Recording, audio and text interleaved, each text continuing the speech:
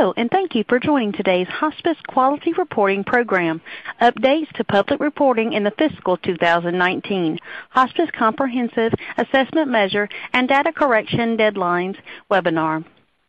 This webinar will be two trainings. In the first part of the webinar, representatives from the Centers for Medicare and Medicaid Services will discuss the Hospice Comprehensive Assessment Measure. The second portion will cover the 4.5-month data correction deadline for the public reporting policy update from the finalized in the fiscal year 2019 Hospice Wage Index and Payment Rate Update and Hospice Quality Reporting Requirements Final Rule. Please note that there will be a 10-minute Q&A session after each training. You may submit questions through the Q&A box or by dialing into the phone line. The phone number will be on the slides following each training. You can listen to the presentation through your computer speakers. If you cannot hear the audio through your computer speakers, please contact CMS Quality Team at ketchum.com. Questions will be taken via the phone line and question box at the end of Part 1 and Part 2 of the presentation. I would now like to introduce Cindy Masuda, Health Insurance Specialist at CMS. Ms. Masuda, you may now begin. Thank you so much, and welcome everyone to today's webinar. I am Cindy Masuda, and I am the Hospice Quality Reporting Program Coordinator here at CMS. We are pleased to provide webinars and trainings to hospice providers and interested stakeholders. These webinars are provided on about a quarterly basis, and we maintain all our trainings on the Hospice Quality Reporting Program website under the Training and Education Library. At this time, there are several trainings available 24/7, 365 days on this website. Our goal is to provide trainings in a variety of formats and styles to reflect the diversity of learning styles. We also do our best to make these trainings broken down by topics for ease to review specific topics and to be sensitive to your limited time in order to do these trainings. We are proud of the high quality of all these trainings and have proven that with hospices taking these trainings, their understanding of and compliance with the Hospice Quality Reporting the Hospice Quality Reporting Program requirements are being met at more and more. Our goal is to achieve 100% compliance.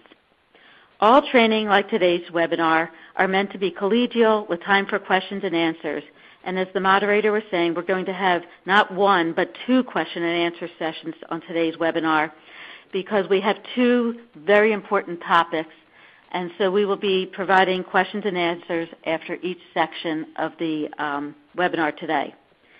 And as always, we're available and accessible through our help desks, and our website, our Hospice Quality Reporting website, is chock full of information. With that, let's get started with today's webinar, and I will turn it over to Dorothy Wu. Thank you very much. Thank you, Cindy. Next slide, please. So our presenters today will be Dorothy Wu and Elizabeth Fehlberg from RTI International.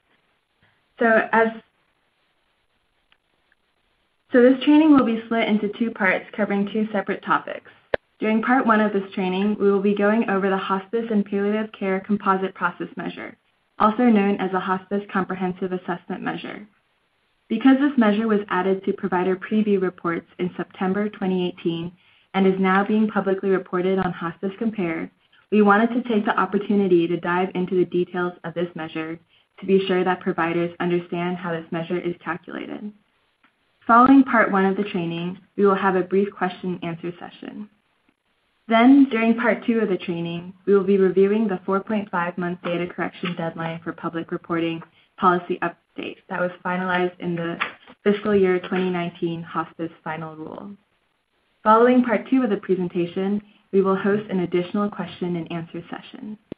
Next slide, please. And as previously mentioned, today's speakers will be Dorothy Wu and Elizabeth Fehlberg from RTI International. Next slide, please.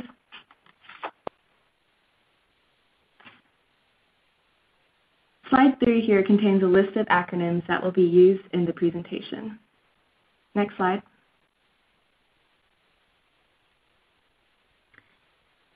So without further ado, let's begin with part 1, where we will be reviewing the Hospice and Palliative Care Composite Process Measure, Comprehensive Assessment at Admission. Next slide, please. So let's start out with a brief overview. You may be more familiar with this measure by its short measure name, which is the Hospice Comprehensive Assessment Measure, which is how we'll refer to it in this presentation. This measure was implemented in the Hospice Quality Reporting Program on April 1st, 2017, and is calculated using existing hospice item set, or HIS, data items from the HIS version 2. The motivation behind the Hospice Comprehensive Assessment QM is to account for the fact that there are many things that a hospice is expected to do when a patient is admitted to hospice in order to provide high-quality care. The Hospice Comprehensive Assessment Measure captures, in a single measure, whether multiple care processes were done when a patient was admitted. I want to pause here for a second and define a term that you're going to hear us use during this training. That term is composite measure. A composite measure is a measure like this one that captures multiple aspects of quality in one measure. Next slide.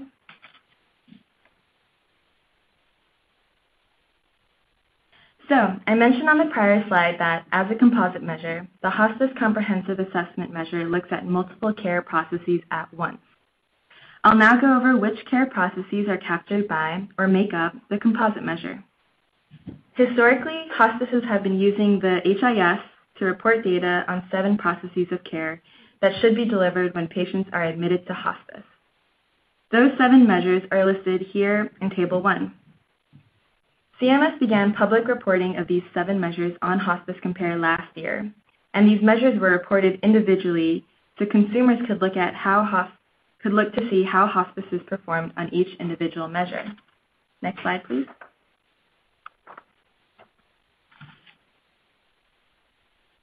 The Hospice Comprehensive Assessment Measure takes these 7 individual measures and combines them into a single metric.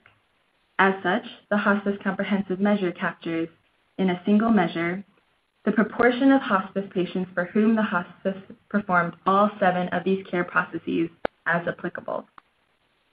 This means that in order to get credit for this composite measure for a particular patient, the hospice must perform all 7 of the care processes for which the patient is eligible. We'll talk more about how hospices get credit for this measure on the next slide, but first I want to define one more term that you are going to hear us use during this training. That term is component measure. When we combine multiple individual measures together into a composite measure, we refer to those individual measures that make up the composite as component measures. So, we would refer to the 7 individual HIS measures as the component measures that make up the composite measure, the Hospice Comprehensive Assessment Measure. You will hear us use the terms component measures and composite measure throughout the rest of this presentation. Next slide, please.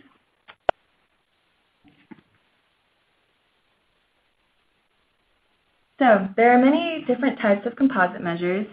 2 of the most common are all or none composite measures and average-based composite measures. The Hospice Comprehensive Assessment Measure is calculated as an all or none composite measure. This means that in order to receive credit on the Hospice Composite Measure, your hospice must perform all 7 care processes as applicable to receive credit for the measure for any given patient. In effect, the all or none requirement means that your hospice does not receive any partial credit for performing most of the 7 care processes, and that the score is not an average of your individual performance on each of the 7 care process measures. We'll go through an example of this all or none approach next, as well as the implications of using the all or none approach. Next slide, please.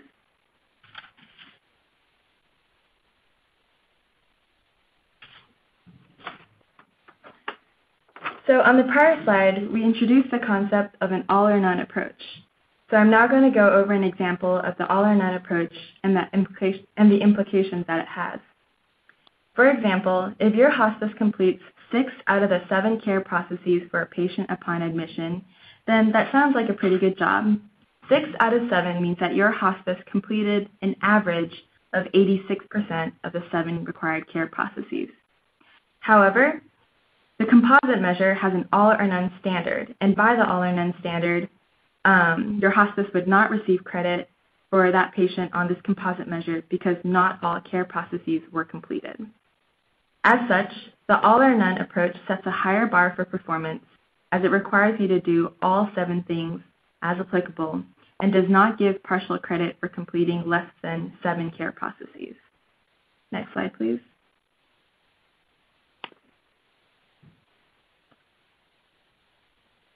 There is an additional implication of the all or none criterion that has been a point of confusion for this measure, so I want to call your attention to this important point. This composite measure, being an all or none measure, means that it is possible for your hospice's comprehensive assessment measure score to be lower than your lowest component measure score.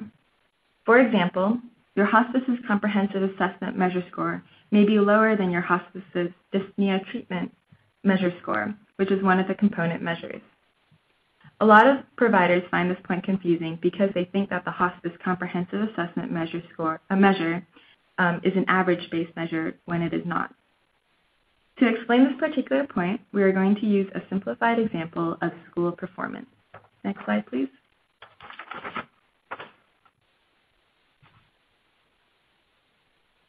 So, in this simplified example, the school only has 3 students named Alex, John, and Aaron. The school is required to teach its students 3 subjects, which are math, science, and English. Next, we are going to look at how well the school performed at teaching Alex, John, and Aaron all 3 subjects. Next slide.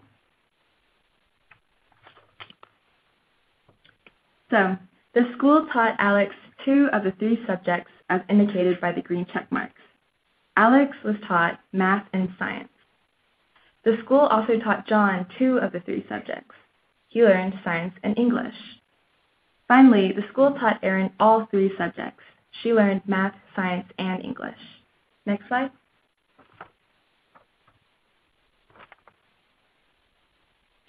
Now, we are going to look at the school's performance in 2 different ways. The first way is how well did the school do at teaching these 3 students each subject. Note that this is the same approach that is used for calculating your scores on each of the 7 HIS component measures. So, how well did the school do at teaching math? Well, the school taught 2 out of 3 students math, so they scored 67%. What about science? The school taught 3 out of 3 students science, so that would be 100%. And finally, English. The school taught 2 out of 3 students English, so that is also 67%. Now, we are going to look at how well the school did at teaching each student all 3 subjects. This is where the example is representative of a composite measure because we are looking at, in a single measure, how well the school performed on multiple things. Also, this is an all or none composite measure of school performance because we specified that we wanted to know how well the school did at teaching each student all 3 subjects. So, how well did the school do? Well, the school only taught 1 student, Aaron, all 3 subjects, so they scored 33%. So, the difference is that with the first approach, we are looking at each measure or subject individually, and we allow partial credit. The school did not teach math to everyone, but they taught it to 2 out of 3 students, so they get a 67%. In the second table, with an all or none approach, there is no partial credit. Instead, we are trying to figure out, for each student, did the school teach all 3 subjects to that student? So looking at Alex, we see that he was taught 2 out of 3 subjects, but under the all or none approach, teaching 2 out of 3 is not enough to receive credit. The school did not teach all 3 subjects to Alex, so the school gets a 0% for Alex. Each time the school gets a 0% for a student, that brings down the school's overall performance on the measure, as we know that zeros quickly bring down overall scores. Thus, we see that the school's final score of 33% is much lower than the school's scores on any one individual subject. The same logic applies to the hospice composite measure, and if we think about the logic underlying this approach, it makes sense. Although we are holding the school to a higher bar for performance with this all or none approach, the school should be responsible for teaching students all 3 subjects. So, taking this back to the HQRP, for the Hospice Comprehensive Assessment Measure, the hospice must perform all 7 care processes as applicable for a patient in order to receive credit for that patient. Before we move on from this example, let's look at the school's performance in one other way. Next slide, please.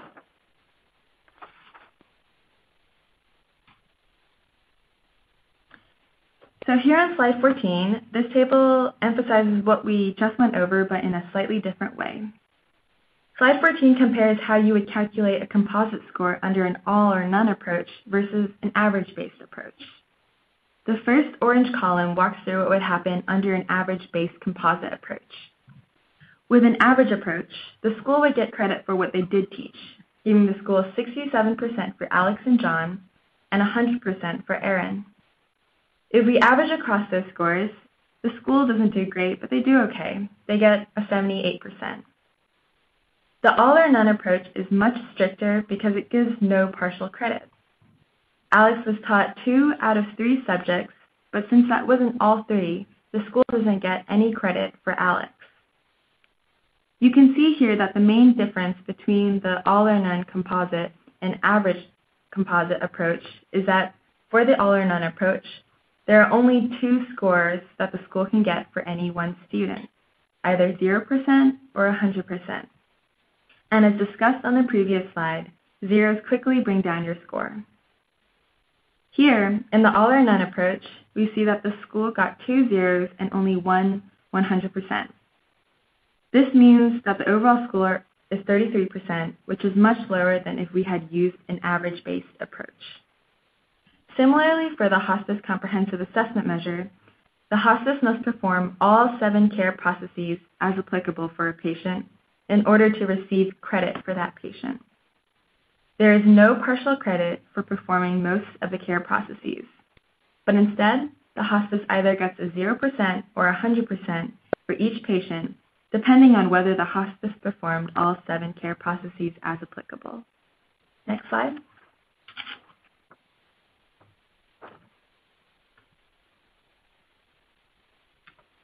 So we've talked a lot thus far about the all or none approach the composite measure employs and the implications of that.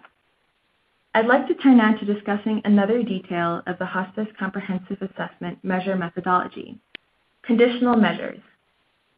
Of the 7 component measures that make up the Hospice Comprehensive Assessment measure, 3 of them are what we call conditional measures. You can see the conditional measures listed in the table on slide 15. Conditional measures are measures where inclusion in the denominator is dependent or conditional on a response to a previous item. For example, for a patient to be included in the denominator of the dyspnea treatment measure, the patient must have screened positive for dyspnea. This is because the hospice would not initiate treatment for shortness of breath unless the patient was actually short of breath.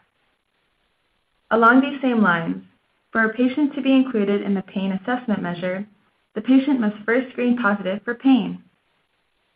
Finally, for a patient to be included in the denominator of the patients treated with an opioid who are given a bowel regimen measure, the patient must be taking a scheduled opioid. So, how do these conditional component measures get treated in the composite measure? Next slide.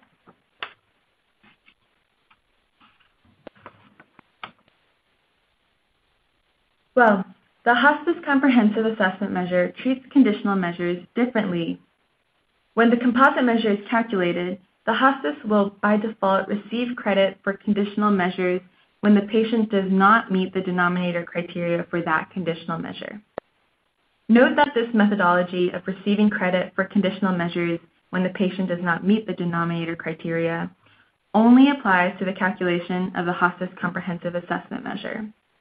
It does not apply to the calculation of individual component measures. This might sound a bit confusing, so let's talk about what this would look like in a brief example. Next slide.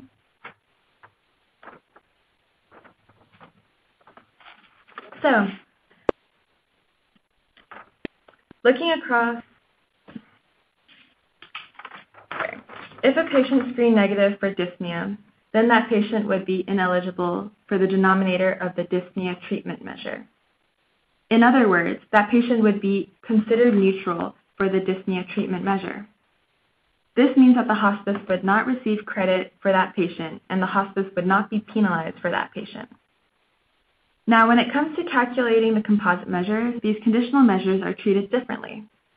Instead, if a patient screened negative for dyspnea, the hospice would receive credit for the dyspnea treatment component of the composite measure. This means that if a patient screens negative for dyspnea, that patient will not count towards the individual dyspnea treatment measure score.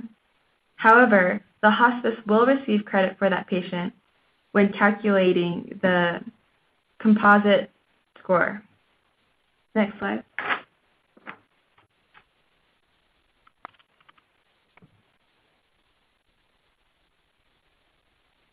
Looking across all three conditional measures, if a patient reports that they do not have pain during their pain screening, then when calculating the Hospice Comprehensive Assessment Measure score, your hospice will automatically receive credit for this patient. Similarly, if a patient is not on a scheduled opioid, then your hospice will receive credit for NQF number 1617, patients treated with an opioid who are given a bowel regimen, when calculating the composite measure score. And as a reminder, this methodology of counting patients that do not qualify for conditional measures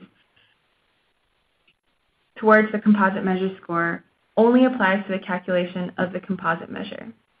So patients will continue to not count towards the individual component measure scores when they do not meet the denominator criteria. Next slide.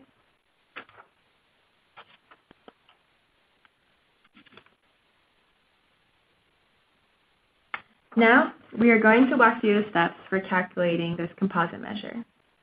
Step 1 is to identify the patients that are eligible for inclusion in the measure denominator. All patients are eligible for inclusion in this measure unless they were admitted before April 1st, 2017, or if they meet any of the exclusion criteria. You may be wondering why patients need to be admitted after April 1st, 2017 to be included in this measure. Well, you might remember that at the beginning of this training, we mentioned that the composite measure was implemented in the HQRP on April 1st, 2017. This is why patients must be admitted after April 1st, 2017 to be included in the composite measure. Note that patients admitted prior to April 1st, 2017 will continue to be eligible for the 7-component HIS measures. So, patients admitted before April 1st, 2017 are not eligible, and patients that meet any of the exclusion criteria listed at the bottom of this slide are also not eligible. This exclusion criteria includes patients that are younger than 18, patients that have not been discharged, and patients that are missing their HIS admission record. Next slide.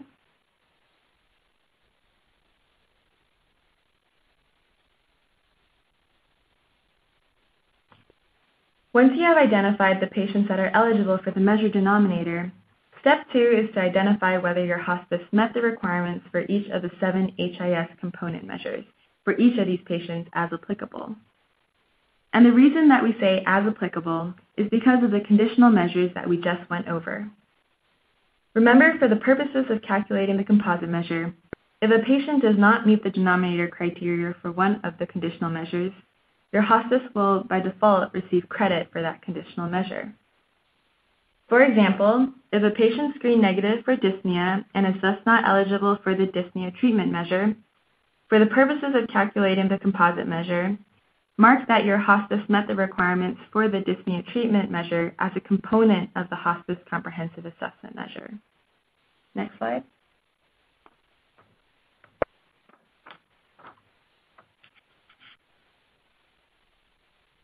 Next, for each patient that qualifies for the denominator, you should add up the number of HIS component measures for which your hospice met the requirements.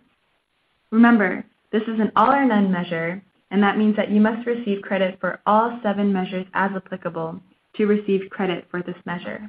Next slide.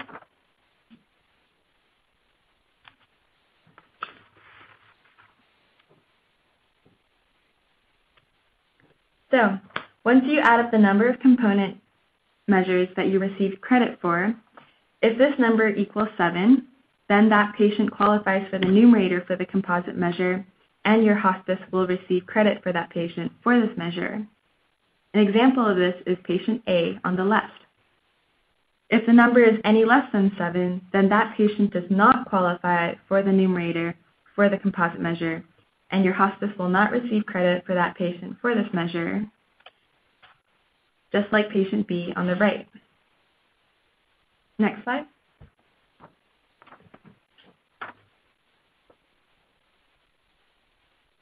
Finally, to calculate your hospice's score on the Hospice Comprehensive Assessment Measure, you need to divide the number of patient stays that met the numerator criteria by the number of patients that met the denominator criteria and multiply that by 100 to get the score. Next slide.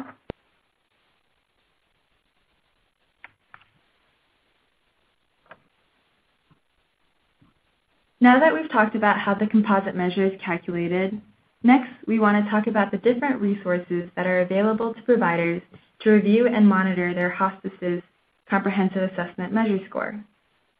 Providers can use their Casper reports, including the hospice level and patient stay level quality measure reports, or QM reports, to monitor their hospice's performance on the composite measure. Casper reports can be run on demand, and they enable hospice providers to view and compare their performance to the national average for a reporting period of their choice. For example, for more information on the Casper QM reports, we refer readers to the Casper QM fact sheet that is linked to the bottom of this slide. Additionally, providers are able to view their hospice comprehensive assessment measure scores on their preview reports in advance of public reporting on Hospice Compare. Note that this measure was added to Hospice Compare with the November 2018 refresh. Next, we are going to walk through some examples of how providers can use their Casper QM reports to understand their hospice's performance on the Hospice Comprehensive Assessment Measure.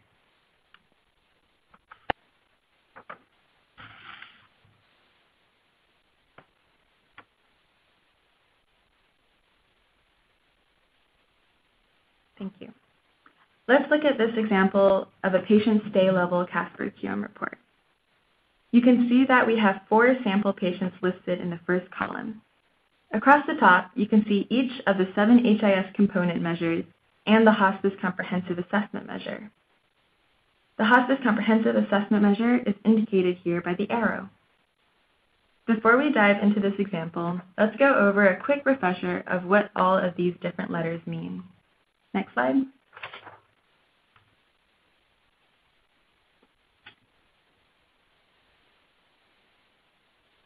So in this table, you can see that a letter X means that the hospice received credit for a patient on a particular quality measure. X's are good, and we like to recommend that you remember them by thinking X marks the spot. In contrast, the letter B means that the hospice did not receive credit for a patient on a particular quality measure. To remember this, we recommend that you think of B's as bad. A letter E means that the patient was excluded from the denominator, which means that the patient was not included in the measure. These patients are considered neutral from a performance perspective.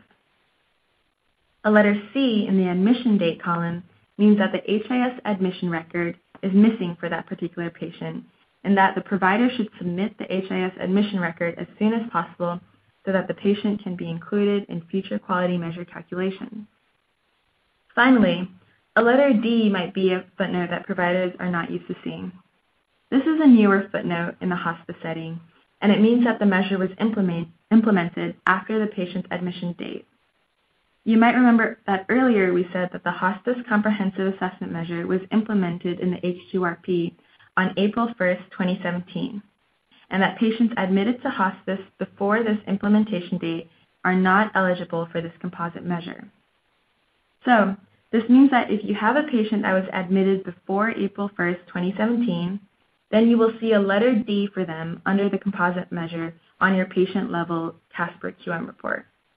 These patients will still be eligible for the other 7 component HIS measures.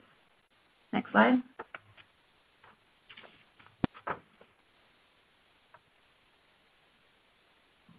Moving back to our example patient stay level Casper QM report, if you look at the red circle under the patient admission date column, you can see that patient F here was admitted on January 1st, 2017.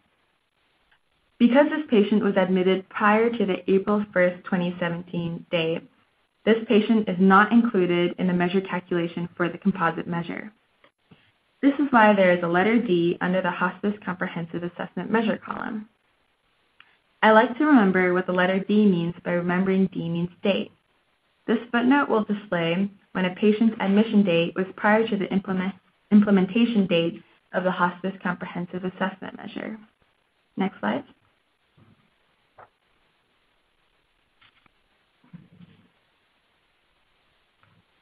Now let's look at patient G.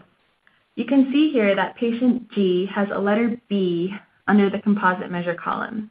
Remember, the letter B means bad. So the hospice did not receive credit for this patient on the composite measure. If we want to know why, then we can look across the row at the hospice's performance on the other 7 HIS component measures. For patient G, we can see that the hospice also has a letter B under the pain screening measure, which means that the hospice did not complete a pain screening for patient G. Since the pain screening is not a conditional measure and the hospice did not complete this care process, this hospice will not receive credit on the composite measure. Remember, the way that the composite measure is calculated is that all 7 care processes must be completed for the patient, as applicable, to receive credit. Next slide.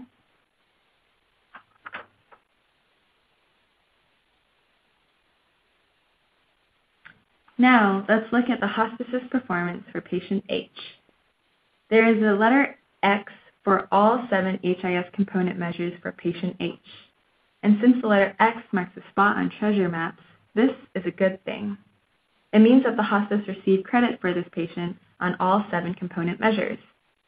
You can also see that since the hospice successfully completed all 7 care processes for patient H, the hospice received credit for this patient for the composite measure.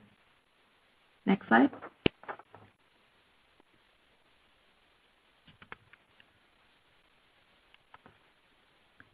Now, we are going to take a look at patient J. As you can see in the arrow, there is a letter X to indicate that the hospice received credit for patient J for the composite measure. Looking across at the other 7 component measures, you can see that the hospice also received credit for the first 5 measures, but then there is a letter E under dyspnea treatment and bowel regimen. The letter E means that the patient was not eligible for inclusion in the measure denominator for these 2 measures, probably because the patient screened negative for dyspnea and that the patient was not taking a scheduled opioid. However, as we mentioned, to get credit for the composite measure, the hospice must complete all 7 HIS care processes as applicable. And the reason that we say as applicable is because 3 of the 7 measures are conditional measures, meaning their inclusion in the denominator is dependent or conditional on a response to a previous item. Patient J is excluded from the dyspnea treatment and the bowel regimen measures, and because these are conditional measures, the hospice still receives credit for this patient for the Hospice Comprehensive Assessment Measure. Now that we have reviewed how to interpret this measure on the patient stay level Casper QM reports, let's take a look at the hospice level QM report. Next slide. Here, we are looking at a simplified version of a hospice level Casper QM report. Looking at the bottom row of this table, you can see that for the Hospice Comprehensive Assessment Measure, this sample hospice had 5 patients that met the numerator criteria out of a total of 7 patients included in the denominator. This led to a measure score of 71.4%. Looking down the last column of this table, you can also see the hospice's performance for each of the 7 component HIS measures. You might notice that out of this column, the Hospice Comprehensive Assessment Measure score is the lowest performance score for this hospice. So the hospice's score on the composite measure is lower than the hospice's lowest component score. Remember that earlier in this training we went over the school example and explain that this is possible because of the higher bar that is set by the all or none scoring approach of the composite measure. Next slide.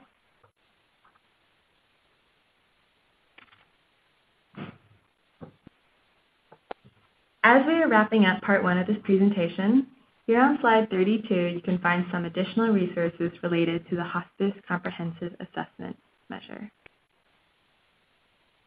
Next slide.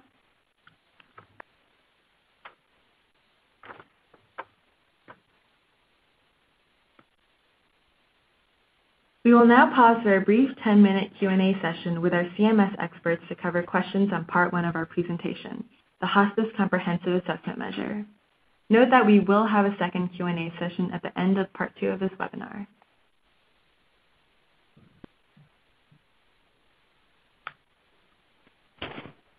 To ask an audio question, please press star then the number 1 on your telephone keypad. Again, to ask an audio question, press star then the number 1 on your telephone keypad.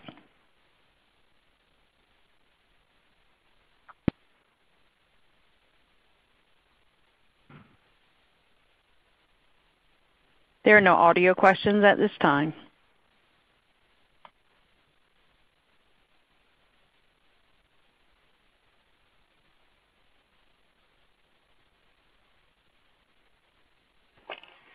Thank you. If there are no audio questions at this time, we will read some questions from the chat box. The first question is related to the HIS 2% compliance. When do the HIS submitted begin and end for fiscal year 2019 and fiscal year 2020? I see fiscal year 2020 has started, and though the HIS 2% compliance for timeliness went from January to December, please explain. Yep, this is Alexis from RTI, and I'm happy to take that question. I think essentially the provider is asking for some clarification on kind of which HIS records get included in compliance calculations for which year. And just for a point of context, this wasn't discussed specifically in this training, but we're happy to take this question. So essentially the kind of rule I like to use in my head is a +2 rule. So we're in 2018 right now, so 2018 plus 2 is fiscal year 2020. So that means right now, data you're submitting right now will ultimately impact your APU in fiscal year 2020.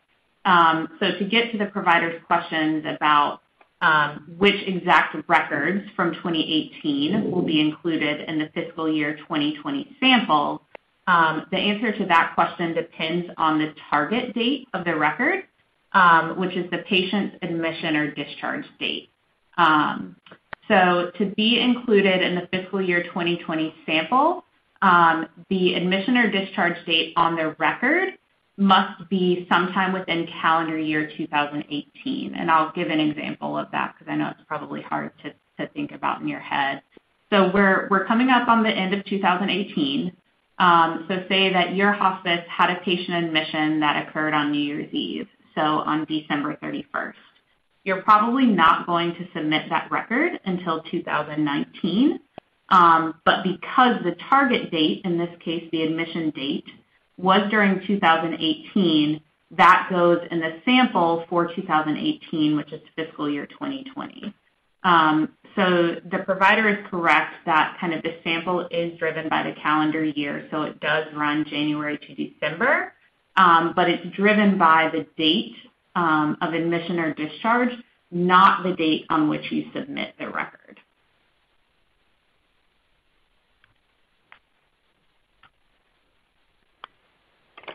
Thank you. Thank you. And this is Cindy Masuda. I think another good thing to point out at this point, as we're ending the year, we are beginning, since this question was asked, we're going to be starting calendar year 2019 Hospice Quality Reporting Program data submissions for both the Hospice Item Set and the CAPS Hospice Survey. So it's good timing to be aware that starting January 1st starts calendar year 2019 data submission. And so we're excited about that. And as Alexis was saying, when you do +2, that will affect your annual payment update in fiscal year 2021. Thank you, Cindy. The next two questions are related, so I will read them both. The comprehensive assessment QM is only for patients that have discharged from hospice. What is the reasoning for having the patient discharge rather than include all admissions? These calculations are not made until patient discharges, correct? So the comprehensive assessment quality measure, the calculation unit for this measure is a patient stay. And a stay is defined by a paired HIS assessment and a discharge assessment. So to answer both of the question is, the second question is, yes, the patient will have to be first discharged in order to be included in the measure calculation. And the answer to the first question is, for all the patient admissions will be included in the calculation of the comprehensive assessment quality measure, but they have to wait until the patient has been discharged, therefore has a complete assessment and the discharge assessment to be paired in order to go into the calculation. Thank you. Thank you. The next question is, please review when the public reporting of the comprehensive measure reporting starts. Yes. Public reporting of the Hospice Comprehensive Assessment Measure started in November. It was posted to Hospice Compare at the end of November, November 30th, I believe. And it is displayed for patient stays discharged between Q2 2017 and Q4 2017, so from April 2017 through December 2017.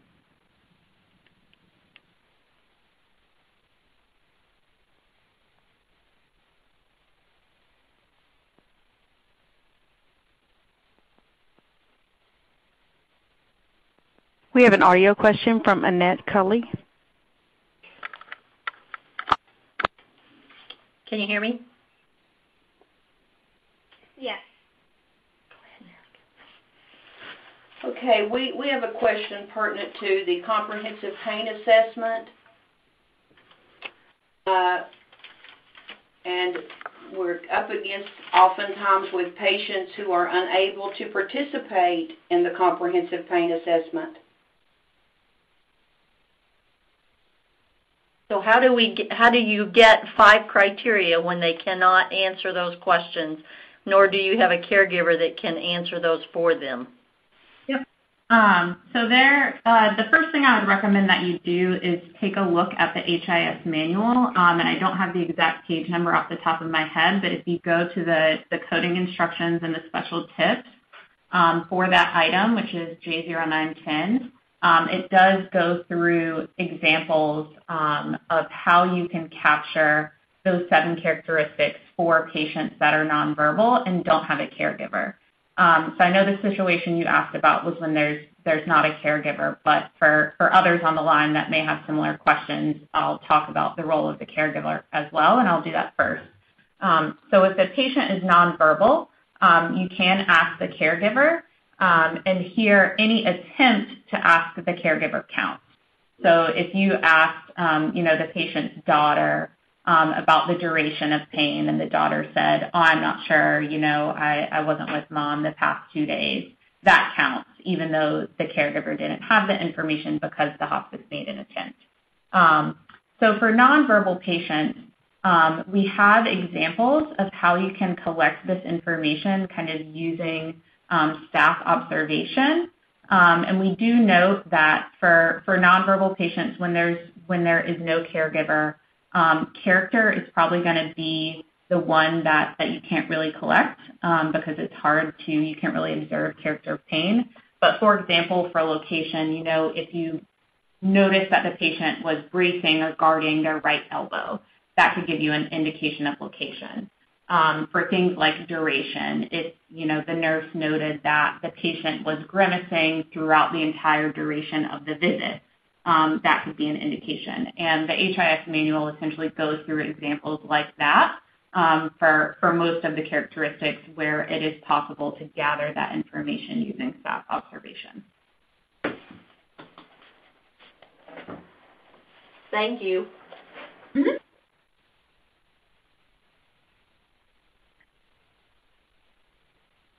Were there any other questions from the phone? No additional audio questions at this time. Well, thank you all for your questions regarding the Hospice Comprehensive Assessment Measure. As a reminder, we're going to have a second Q&A session at the end of Part 2 of this webinar. And if you have any unanswered questions about the composite measure, you can ask them during that time. But next, we're going to move on to Part 2 of this training. Next slide.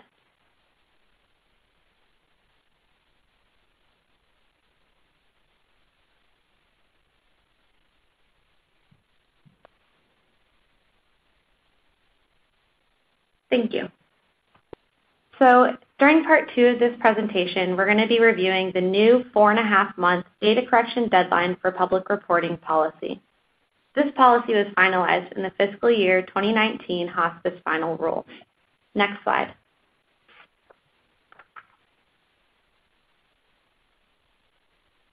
First, let's start out with an overview of the current process for updating data for Hospice Compare as of December 2018.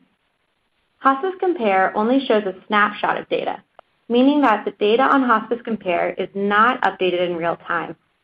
Instead, the data on Hospice Compare is updated on a quarterly basis. Prior to the Hospice Compare refresh, providers receive preview reports about 2.5 months before the Hospice Compare refresh. These reports allow providers to preview what their QM scores are going to look like on Hospice Compare following the upcoming refresh. However, to ensure that the data that are displayed in the HIS preview reports are an accurate representation of the snapshot of data that are going to be displayed on Hospice Compare, CMS instituted freeze dates, which occur about 15 days before the preview period begins. Next slide.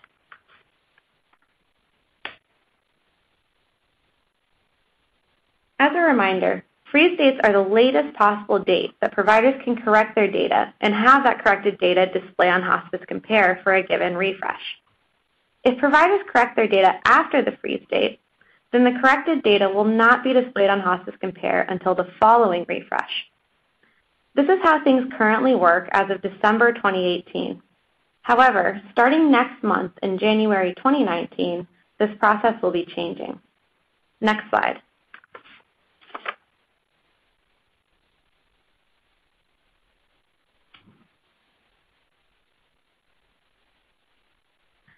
As I mentioned before, with the old policy, providers could correct data after a freeze date, but those corrections would only influence the data displayed on the following Hospice Compare refresh, not the upcoming refresh. However, to align with other care settings, as well as make data corrections more timely and ensure that Hospice Compare is displaying a consistent representation of a hospice's quality, CMS finalized the new 4.5-month data correction deadline for public reporting in the fiscal year 2019 Hospice Final Rule. With this new policy, providers will now have approximately 4.5 months after the end of each calendar year quarter to review and correct their HIS data with target dates in that quarter. As a reminder, target dates refer to the patient's admission or discharge date.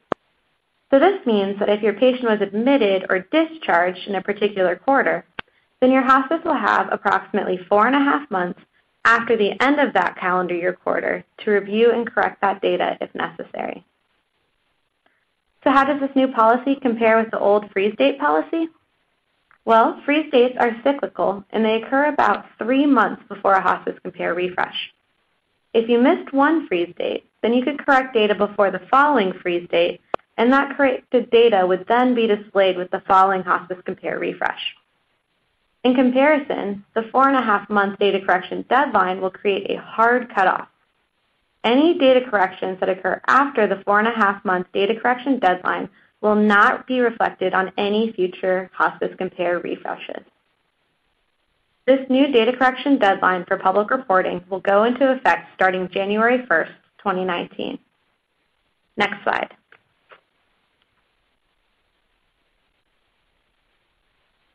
So one of the big differences between the old freeze date policy and the new 4.5-month data correction deadline policy is that with the new policy, any corrections made to data after the 4.5-month deadline will not be reflected on Hospice Compare. Or in other words, your data will be permanently frozen for the purposes of public reporting after the 4.5-month deadline has passed. Next slide.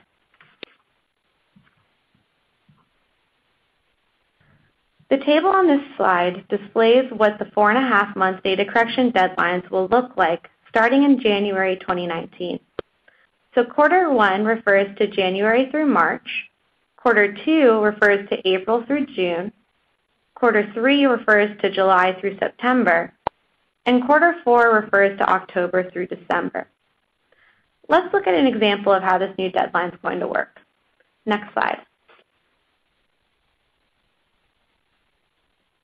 Looking at quarter 1, 2019, which is January through March, you can see that the data correction deadline for public reporting is August 15, 2019, which is about 4.5 months after the end of March. This means that for HIS records with target dates or admission and discharge dates in quarter 1 of 2019, you will have approximately 4.5 months after the end of March to review the data contained within these HIS records and correct this data if necessary. This means that you will have until about August 15, 2019 to review and correct HIS records with target dates between January through March 2019. If you correct this data after August 15, 2019, then those changes will not be reflected on Hospice Compare because this data will be considered permanently frozen for the purposes of public reporting. Next slide. We also want to point out the first row of this table. Please note that HIS records with target dates prior to January 1st, 2019 need to be reviewed and corrected if necessary before August 15, 2019. This means that HIS records with target dates prior to January 1st, 2019 will have the same data correction deadline as HIS records with target dates in quarter 1 of 2019. Next slide. One question that might be running through your head is whether there is still going to be freeze dates. Well, the 4.5-month data correction deadline policy will eventually replace the freeze date policy. But as this new policy is being implemented, there will be a couple of Hospice Compare refreshes that will still require a freeze date. Specifically, the first 4.5-month data correction deadline of 2019 will be August 15, 2019. And the February, May, and August Hospice Compare refreshes are going to occur before this deadline. This means that we will still need to have a freeze date for the February, May, and August Hospice Compare refreshes. Next slide.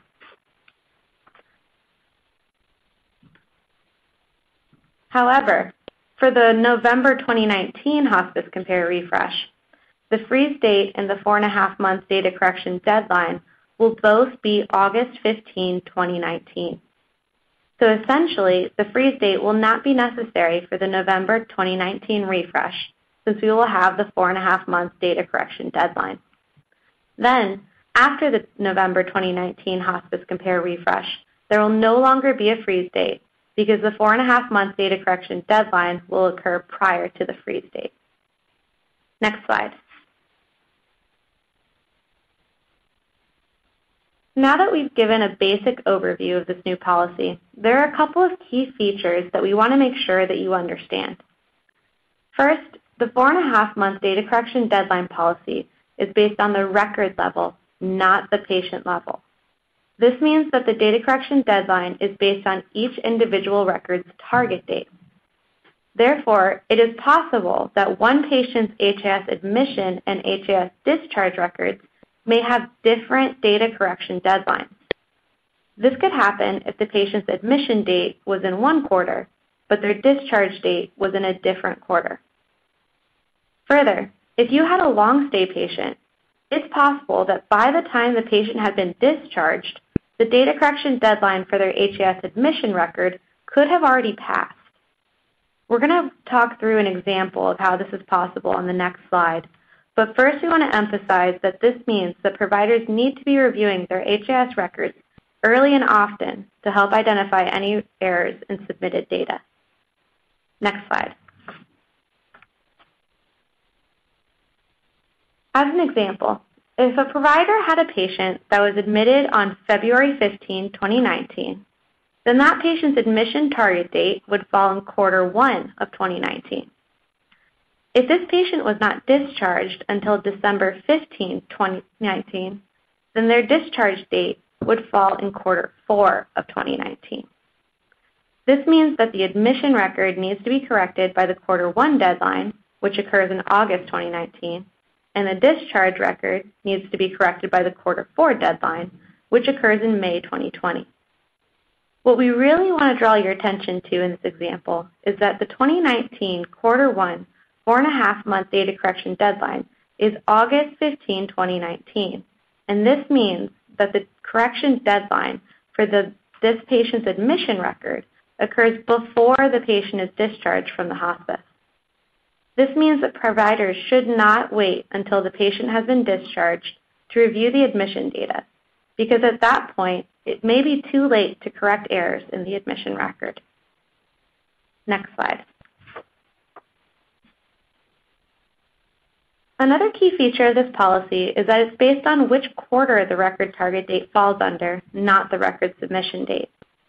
This is an important feature because hospices have up to 30 days to submit HIS records, and this means that it is possible that a record target date could be in one calendar year quarter, but the submission date could fall in a different calendar year quarter.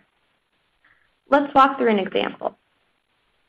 If a patient was admitted on March 15, 2019, and the provider submitted their HIS admission record on April 5, 2019, which is within the 30-day submission deadline window, that patient's admission date would be in Q1, which means that the correction deadline for that record would be the Q1 deadline of August 15, 2019. It does not matter that the provider did not submit the record until Q2. Therefore, since this policy is based on the target date and not the submission date, the data correction deadline is based on which quarter the target date falls under, regardless of when the provider submits the record. Next slide.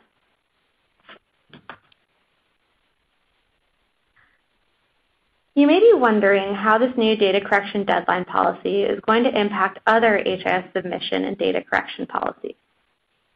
Well, this policy will not affect the established 30-day HIS submission deadline policy. This means that providers will continue to have 30 days from the record's target date to submit HIS data before that record will be considered late. Additionally, modification and inactivation requests will continue to be permitted for up to 36 months. The change is that even though you have 36 months from the record target date to correct your data, these corrections will only be reflected on Hospice Compare if you make the corrections prior to the 4.5-month deadline. For example, this means that you can still correct an HIS record 1 year after the record target date, but these corrections will not be reflected on Hospice Compare because this would be past the 4.5-month deadline for public reporting. Next slide. The process for reviewing and submitting corrections for data is not changing, meaning providers will continue to have the same resources currently available to review their data and make corrections if necessary. However, we'll go ahead and review these existing processes now. Providers should review their data for accuracy prior to submitting their HIS data to CMS. Additionally, providers are encouraged to use their Casper QM reports to review their data prior to the 4.5-month data correction deadline for public reporting. Casper QM reports are available on demand, so providers can run these reports at any time to review their data for a reporting period of their choice. As a reminder, Casper QM reports only tell you if patients were included in the QM calculations once they are discharged. If providers identify any errors in a patient's data while they are reviewing, then providers should submit either a HIS modification or inactivation request, depending on the identified issue. To ensure that any needed updates are reflected on Hospice Compare, be sure to confirm that the modification or inactivation request is accepted by the KEYS ASAP system before the data correction deadline. Next slide. Next steps for providers to prepare for the implementation of this new policy in January 1, 2019 include that providers should review all HIS records with target dates prior to 2019 and in the first quarter of 2019 to ensure that they are complete and accurate. If you do identify any errors, then you should submit an HIS modification or inactivation request and ensure that the request is accepted by the KEYS ASAP system before August 15, 2019, which is the first data correction deadline of 2019. Next slide. To summarize, let's take a look at how the new 4.5-month data correction deadline for public reporting compares with the freeze date policy. Starting with things that are staying the same, the concept of having a date by which providers must modify HIS records for those modifications to be reflected on Hospice Compare will continue to exist. The thing that's changing is the deadline for correcting the data. Other things that are staying the same are that providers will continue to have 36 months to submit modification and inactivation requests and 30 days to submit their HIS data before that data will be considered late. Moving into what is different between these policies, whereas the freeze date occurs about 15 days before the release of HIS provider preview reports, the 4.5-month data correction deadline for public reporting will occur approximately 4.5 months after the end of each calendar year quarter. With the freeze date policy, providers must ensure that all HIS records are going to be included in the upcoming Hospice Compare refresh have been corrected by the freeze date for those corrections to be reflected on the upcoming Compare refresh. For the 4.5-month policy, providers must ensure that all HIS records with target dates in that calendar year quarter are corrected by the 4.5-month deadline for those modifications to be reflected on Hospice Compare. For the freeze date policy, if you modify records after the freeze date, then those modifications will be reflected in future Hospice Compare refreshes, just not the upcoming refresh. With the 4.5-month policy, if you have a modification to an HIS record after the 4.5-month deadline, then those modifications will not be reflected in any Hospice Compare refreshes. Additionally, the freeze date policy will be phased out after the August 2019 Hospice Compare refresh. The 4.5-month data correction policy will be implemented on January 1st, 2019. Finally, some key features of the new 4.5-month policy that we discussed over slides 44 through 46 are that the data correction deadline is based on which calendar year quarter the HIS record target date falls under, not the date the HIS record is submitted. Additionally, this policy is based on the record level, not the patient stay level, meaning that a patient's HIS admission and HIS discharge records may have different data correction deadlines. This means that providers should not wait until the patient has been discharged to review admission data, because at that point, it may be too late to correct errors in the admission record. Next slide. Finally, on slide 49, we have included some additional resources related to the 4.5-month data correction deadline policy for public reporting. Next slide. We'll now have a Q&A session with our CMS experts. Please ask questions about Part 2 of the presentation, which related to the new 4.5-month data correction deadline for public reporting. Or, if you have any unanswered questions about the composite measure, you can ask them now as well. Again, if you would like to ask an audio question, please press star, then the number 1 on your telephone keypad. Again, star, then the number 1 to ask an audio question.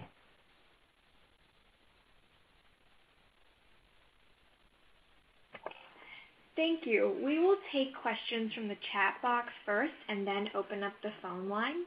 The first question is, please re-explain slide 31. Great. So I can provide a little bit more detail on slide 31. I'm not sure what the exact question was, so if you have something specific about slide 31, feel free to mention it on the chat box.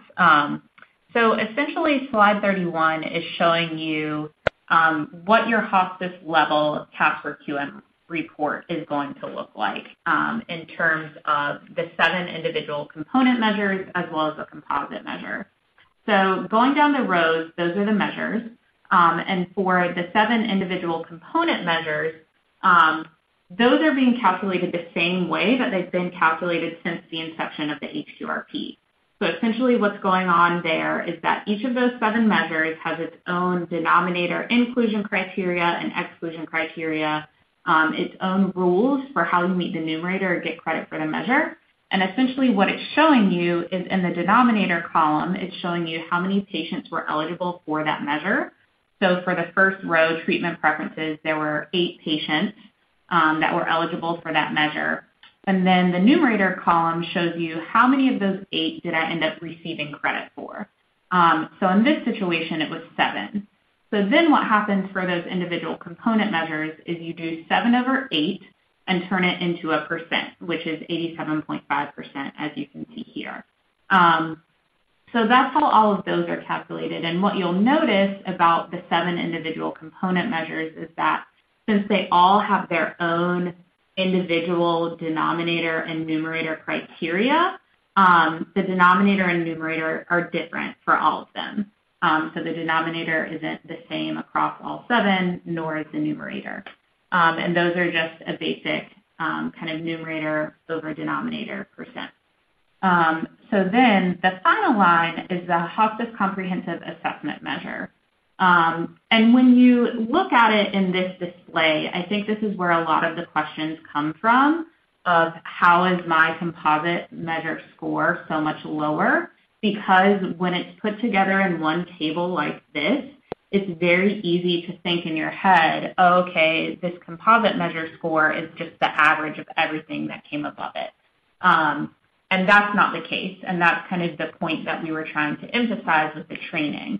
So I almost like to separate the 7 and the composite measure in my head and not think of them as kind of being in this one table because they're calculated so differently. So essentially what this, the line of data about the composite measure is showing you is, again, it went back to the patient level and looked at all of the eligible patient stays that you had during the reporting period and figured out how many of those patients met the denominator criteria for the composite measure. And then to calculate the numerator, it said, okay, patient A is in the denominator. For patient A, did you do all 7 things or not? And so if you did all 7 things as applicable, essentially you get a 1. So you can think of the numerator for the composite measure as like adding up 1s and 0s and then dividing by the denominator. And then you again get kind of your overall score, which in this case was 71.4%.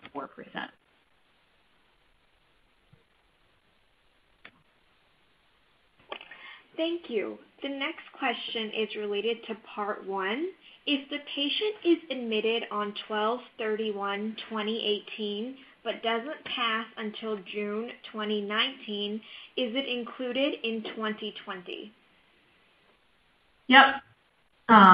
So this is an example. So say the patient was admitted 12/31/18. That was the example I gave earlier. And how does that patient get attributed to which compliance calculation for which reporting cycle? So the first thing I want to point out is that your compliance determinations, unlike your QM calculations, your compliance determinations are done at the record level. So you don't have to wait for that patient to be discharged for it to end up in your compliance calculation. As soon as you submit either an admission or a discharge record, then that record gets attributed to the compliance denominator for whatever reporting year we're in. So say, for example, the patient was admitted 12/31/18. It's unlikely that you're going to submit your HIS admission record that same day. So let's assume you submit it sometime in January 2019. Although you submitted it in 2019, the admission date was still in 2018, so it gets counted as a 2018 record. So do your little mental trick of 2018 plus 2, and that patient's going to count towards the fiscal year 2020 APU. So when that same patient dies in June 2019, then June 2019 would be the discharge date or the target date for that HIS discharge record. So again, you should be submitting those within 30 days, which means you should be submitting it sometime in June or July. But actually, again, it's based on the target date. So if they passed in June 2019, that target date is 2019, so it goes into the 2019 sample, which 2019 plus 2 is 2021, so they count towards the fiscal year 2021 APU. Thank you. The next question is, this data collection is only for the purpose of public reporting, correct? So we want our numbers to reflect complete and accurate admission data for public review. Yes, so that is correct. The 4.5 month data correction deadline is intended to ensure that data on Compare is as complete, as accurate, and as consistent as possible for consumers of the site. Thank you. The next question is, how do we evaluate the error messages on HIS submissions? Are all errors serious and should be addressed and resubmitted, or are some errors informational only? Yep. So that's a great question. So when you think about errors that are triggered when you go to submit a record, there's two buckets of them. So there's what are called fatal errors and what are called warning errors. And I kind of like to think of them as like red light, yellow light. So those fatal errors are your red light errors. A fatal error means that there is something fatal with your record, and that means that you're not going to be able to submit it to the KEYS ASAP system until you correct that error. So that means although you're attempting to submit, it's not going to go through and it's not going to come to CMS. So if you don't resolve that fatal error, even though you're attempting to submit it, it never makes its way to CMS. So you definitely want to go back and resolve the fatal error and then resubmit the record so that you can make sure that it's going through. And the way that you make sure your records are going through is by checking the final validation reports, which you should always do. So the second bucket of errors are what I call the warning errors, and I call those, they're like in my head, the yellow light errors. So they're not fatal. Your record can still go through to the KEYS ASAP system with a warning error, but really what the system is trying to tell you to do is it's saying, hey, slow down, pause. There may or may not be something with your record. Wrong with your record, go back and double check it just to make sure that the response that you provided is correct. Thank you. The next question is, when submitting HIS measures, I have seen errors, however the assessment was completed correctly according to the registered nurse. For instance, if an opioid is being used for something other than pain and the pain question is answered, none. Yep.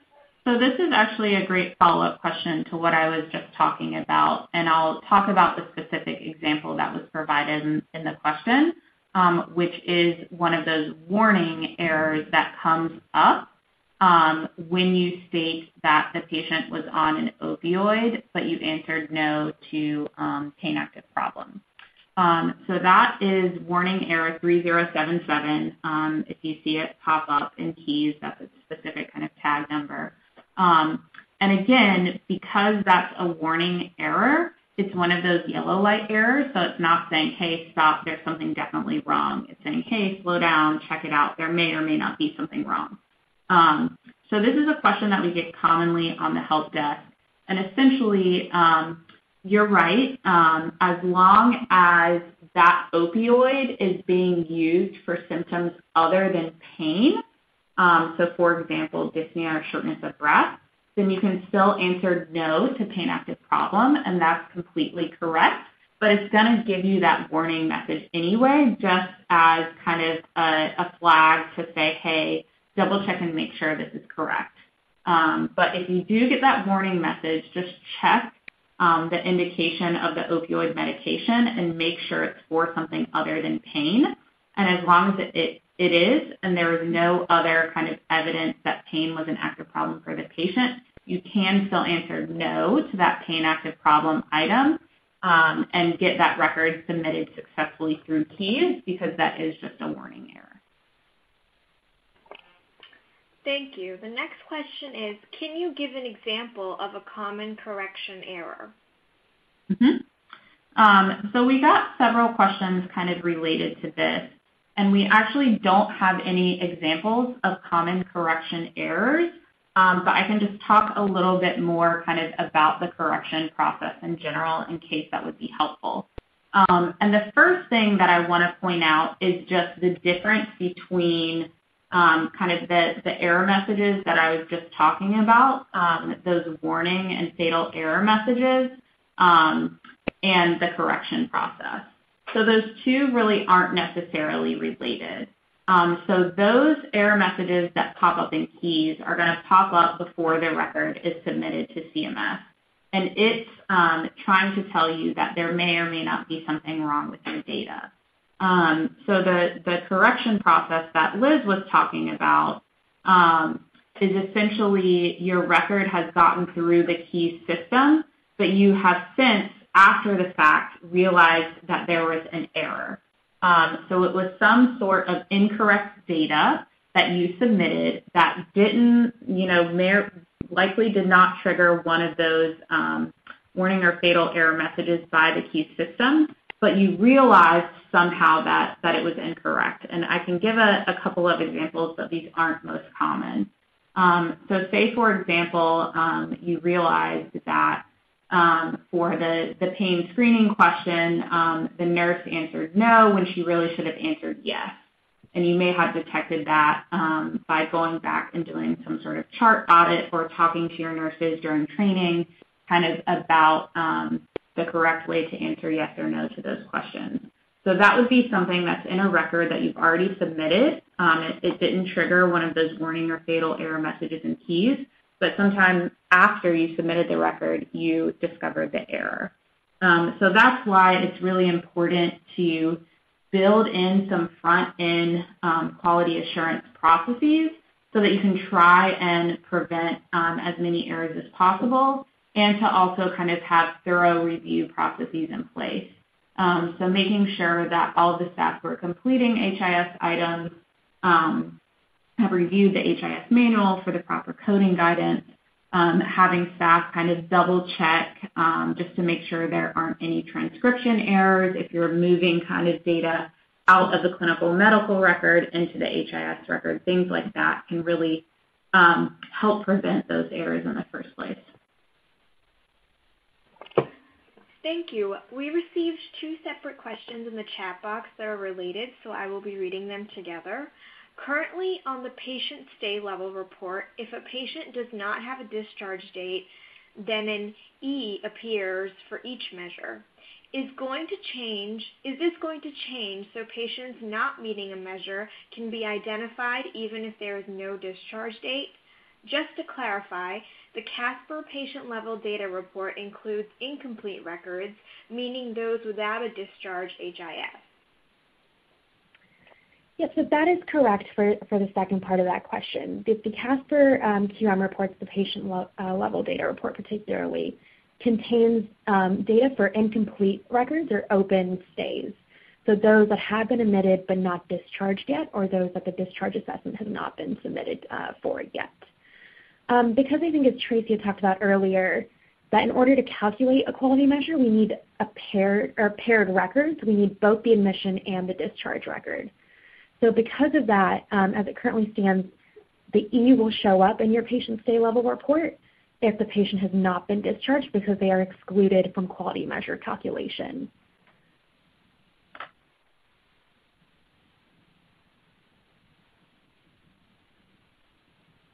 Thank you. The next question is also referring back to slide 31.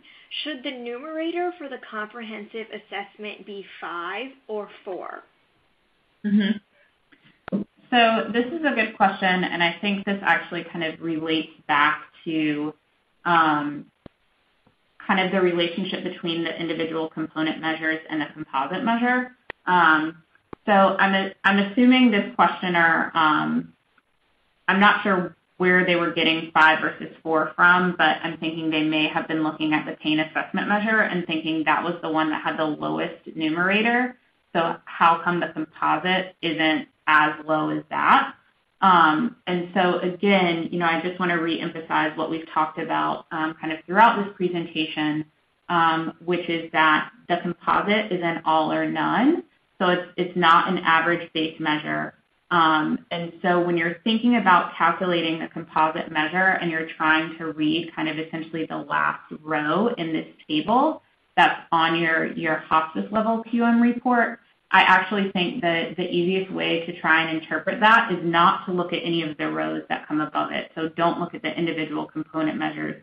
I think the easiest way to figure out what's going on with that measure is actually to go to the patient level report. Because there isn't, a one-for-one kind of relationship between any single individual score on any single individual component measure and the composite. The composite is calculated at the patient level, which means that the numerator and the denominator for the composite can be different than the numerators and denominators for your component measures.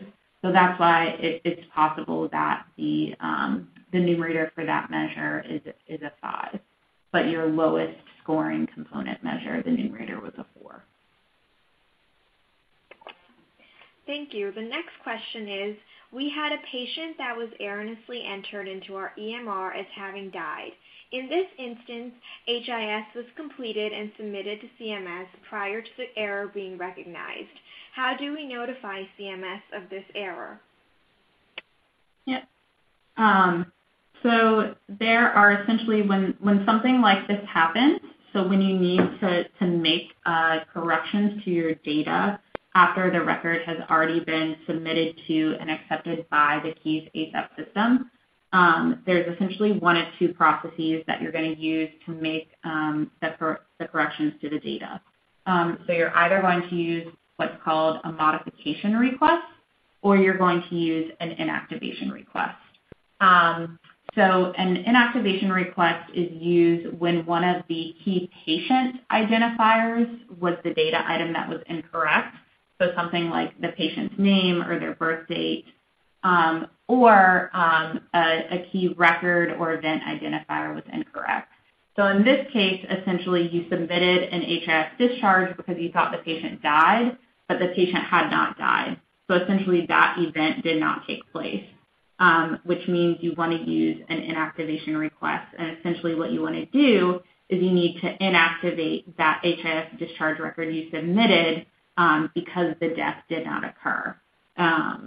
So that's what you would do in that instance. And then the modification requests are used to correct other items on the HIS that are not one of those kind of key patient or record or event identifiers. Thank you. At this time, we will go ahead and open the phone line for an additional 1 to 2 questions. Again, if you would like to ask a question, please press star, then the number 1 on your telephone keypad. Again, that's star, then the number 1 to ask an audio question.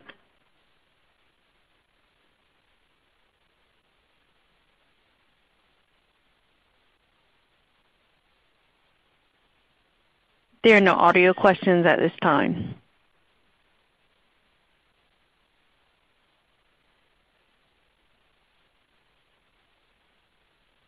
This is Cindy. I want to thank you very much for this wonderful webinar training. It's been most informative, very educational, and I think that it bodes well with the other trainings that are on our website, because there are a lot of questions people are asking about understanding their Casper reports, and we do have historical trainings. We did one very recently using RTI's amazing staff who you presented today on Casper, and you can find that on our training and education library.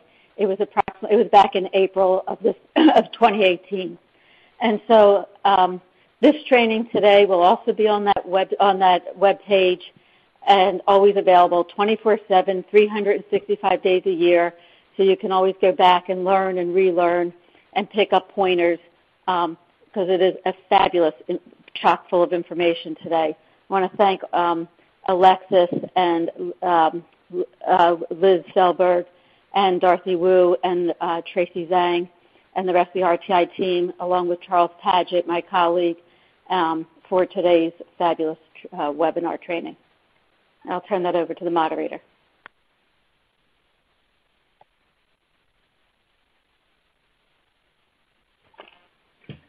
Thank you. At this time, we are going to go ahead and close the call. Thank you. This concludes today's conference. You may now disconnect. Speakers, please hold the line.